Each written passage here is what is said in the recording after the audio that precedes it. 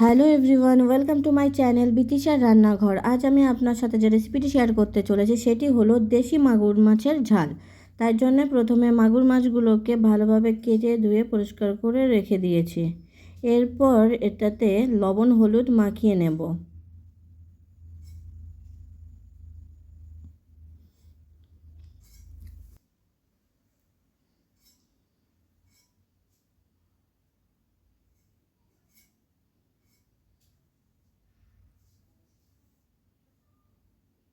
লবণ হলুদ মাখানো হয়ে গেছে, মাছগুলোকে রেখে দেব। এরপর কড়াইতে তেল গরম করে একে একে মাগুর মাছগুলোকে ভেজে নেব।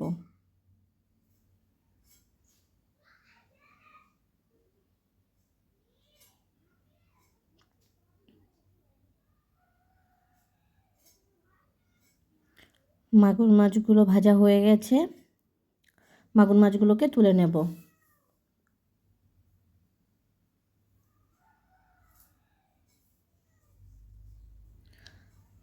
আর যে মাছ আছে সেই মাছগুলোকেও ভেজে নেব। মাছগুলো ভাজা হয়ে গেছে, মাছগুলোকে তুলে নেব।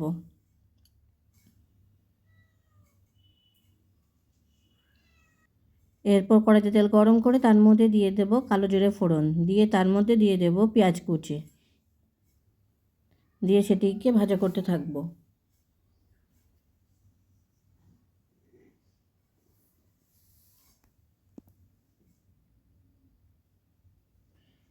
পেঁয়াজটি একটু নরম হয়ে আসলে এর মধ্যে দিয়ে দেব রসুন বাটা, দিয়ে দেব আদা বাটা, দিয়ে সেটিকে ভালোভাবে মিশিয়ে নেব আর ভাজা করতে থাকবো।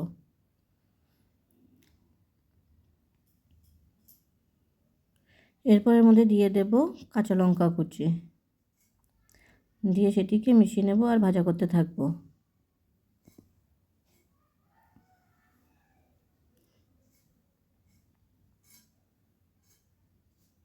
আদা রসুনের কাঁচা গন্ধ চলে গেলে এর মধ্যে দিয়ে দেব টমেটো কুচি,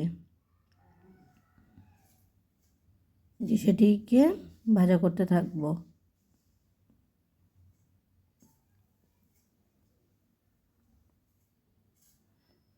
এরপর এর মধ্যে দিয়ে দেব পরিমাণ মতো লবণ আর দিয়ে দেব পরিমাণ মতো হলুদ, দিয়ে সেটিকে মিশিয়ে নেব আর ভাজা করতে থাকবো।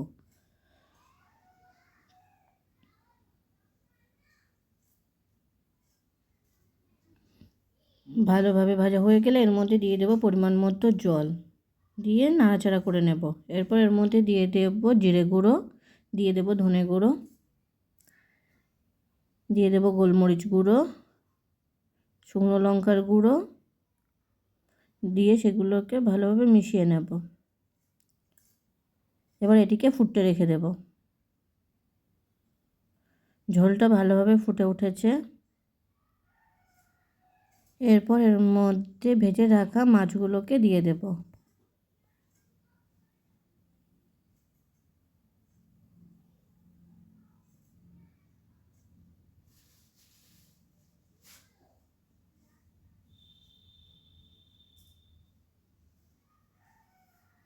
এরপর ঝোলটিকে একটু নাড়াচাড়া করে নেব আর ফুটতে রেখে দেব।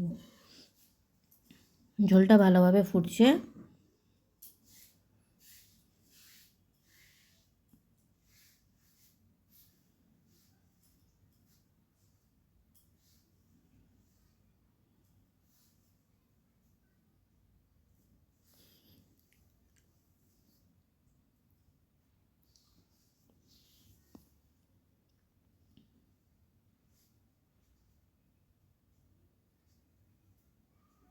তৈরি হয়ে গেছে আমাদের দেশি মাগুরের ঝোল। ভিডিওটি কেমন হয়েছে অবশ্যই কমেন্ট করে জানাবেন। আর ভিডিওটি যদি আপনাদের ভালো লেগে থাকে তাহলে অবশ্যই সাবস্ক্রাইব করবেন।